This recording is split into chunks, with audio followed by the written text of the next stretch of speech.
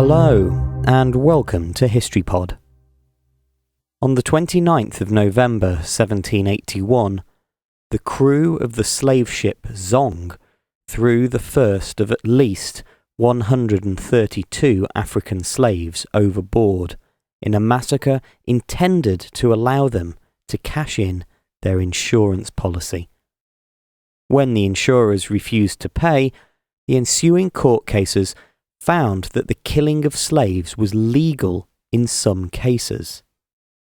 At the time, the massacre and the subsequent legal rulings had little impact, but within just a few years, it became a central example of the horrors of the Middle Passage and stimulated the abolitionist movement that expanded in the years following.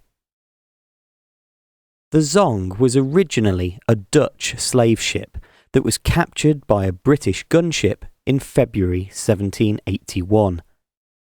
Having been sold to a syndicate of Liverpool merchants, it departed from Accra in modern-day Ghana on the 18th of August.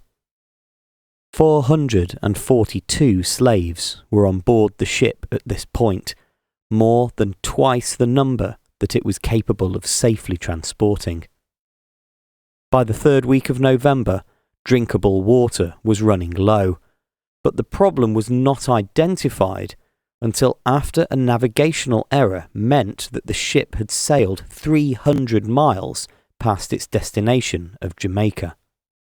With death from thirst a high likelihood, the ship's crew voted purposefully to drown some of the slaves in order to ensure the survival of the ones remaining on board.